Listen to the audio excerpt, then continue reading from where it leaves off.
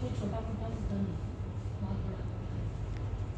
देखा जाए तो ये मज़हब के हिसाब से काफ़ी बड़ा मुद्दा है, जिस पे काफ़ी विचार विमर्श करने के बाद हमारे देश के माननीय प्रधानमंत्री जी ने जिस सोच के साथ ये विचार किया है कि भारत का विकास हो, भारत में अन्य वर्ग के लोग जिस तरह से आपको देखा होगा सड़कों पर परेशान रहते हैं, हालात के कारण नंगे भूखे, पढ़ाई शिक्षा सबसे दूर रहते हैं, रोजगार नहीं होता है।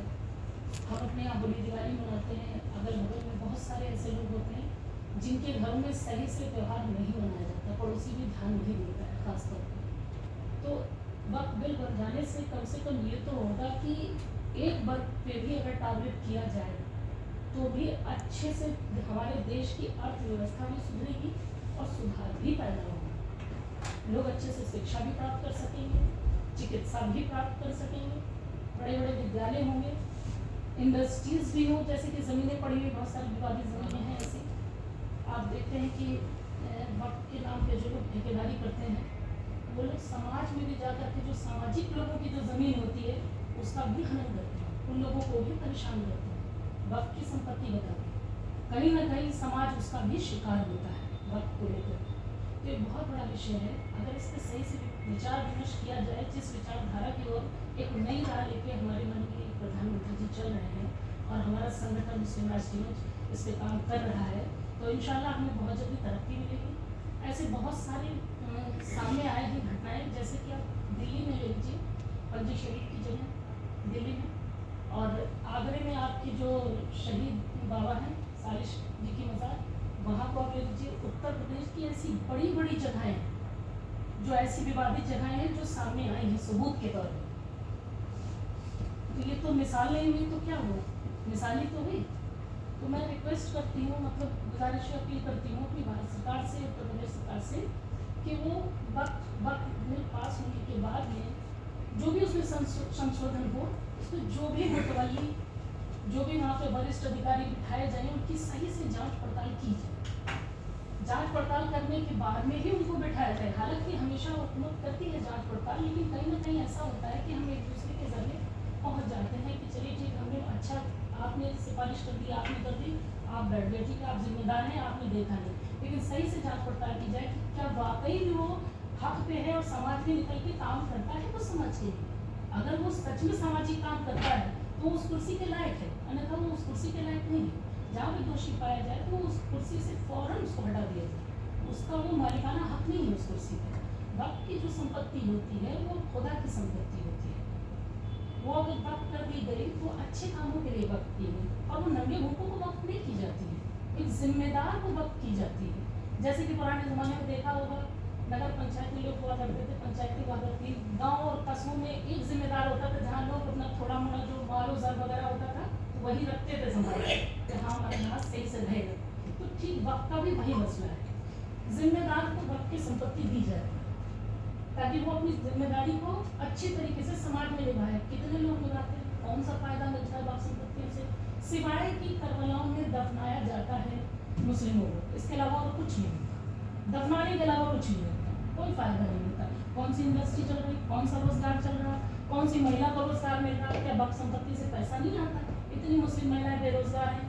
आप लखनऊ, मैंने देखा है, मैं हरदोई से बिलोंग करती हूँ, मेरा भाई का वहाँ का है, मेरी ससुराल कोलकाता की है, मैं रहती यहाँ पे, मेरी स्टडी यहीं से मुकम्मल है, मैं लखनऊ में ही रहती हूँ। मैंने लखनऊ में देखा, मैं लखनऊ को बता रही हूँ कि हर घर में आपको एक 40 साल की लड़की बैठी हुई है, उससे कम की मैं बात नहीं करूँगी, उससे ऊपर ही जाएगा।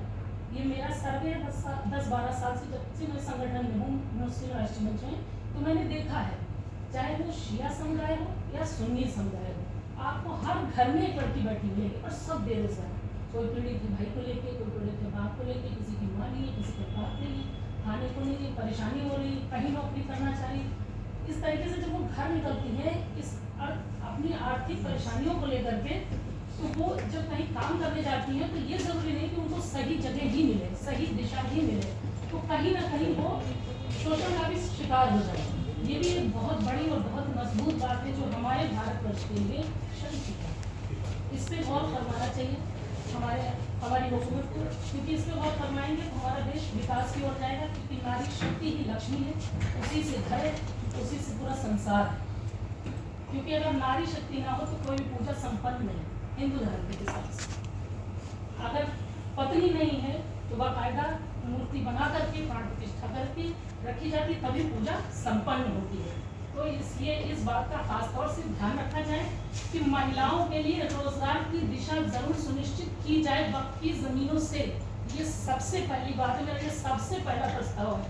वो 2% की जो बात हो रही है कि 2 बैठेंगे 4 बैठेंगे, मेरे को इससे कोई मतलब नहीं। मुझे सिर्फ इतना मतलब है कि बैठे कोई भी बतौर अधिकारी उस कुर्सी पे जा करके, लेकिन जो वक्त संपत्ति के द्वारा जो फायदे आ रहे हैं वो फायदे निकल करके महिलाओं तक आने चाहिए, ताकि हमारे घर की हर महिला, चाहे बुजुर्ग हो या जवान हो, वो बेरोजगार न रहने पाए।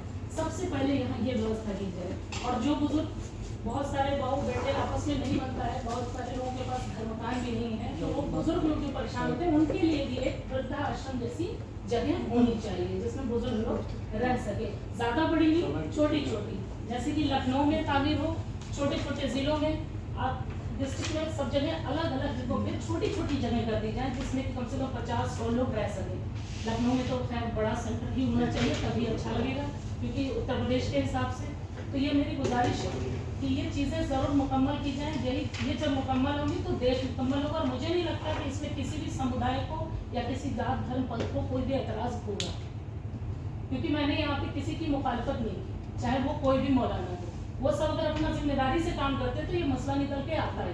क्योंकि अपने आप माननीय प्रधानमंत्री जी सड़क पे उतर के नहीं आ गए क्या चलो चलो चलो वकील बंद करो, हम आ गए यहाँ लपेटने के लिए। वो ये अपने आप अपनी मर्जी से नहीं आए। तो ये फालतू का टंटा ना फैला कर गए, इसको समझे, ये बहुत सीरियस मैटर है। क्या किसी ने आज तक जिम्मेदार नागरिक, मैं किसी जात धर्म का नाम नहीं लेती, हिंदुस्तान के अंदर, हमारे भारत के अंदर, छोड़ दीजिए मेरे लखनऊ के अंदर, किसी ने महिलाओं के लिए कोई बड़ा सेंटर इजाद किया हो काम क्षेत्र के लिए, कहीं भी किया हो, बता दें? तो सरकार के विषय कहीं नहीं, सरकार की बात नहीं, यहाँ वक्त पे बात हो रही है, आप मुद्दे समझ जाइए। मैंने क्या कहा, मैंने जात की बात नहीं की, मैंने यहाँ सरकार की बात नहीं की, मैं सिर्फ जिस पे बात कर रही हूँ उस पे बात हो रही है, वक्त से हटके नहीं कोई भी बात है। मेरी बात को पूरा हो जाने दीजिए। आप अगर एक बात पे ऑब्जेक्शन करेंगे, मैं 10 सवाल बोलूंगी इस पे। बता दीजिए किसने किया है?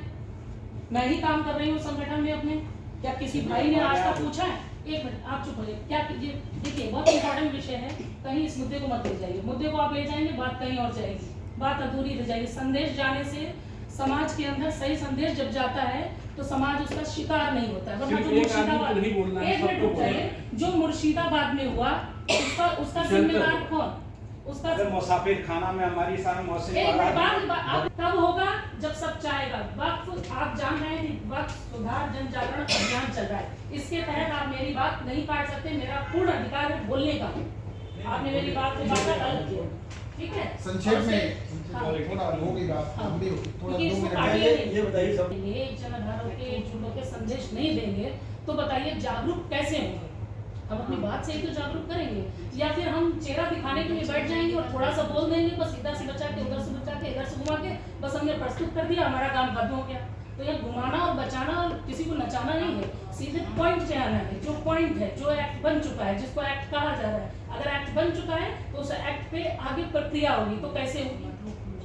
मत ही तो चाहिए, कैसे न्यायालय में उस पर विचार होगा, आगे कैसे बात प्रोसीड होगी। तो मेरी बात अगर यहाँ पे किसी को गलत लगी है तो उसके लिए मैं क्षमा प्रार्थी हूँ।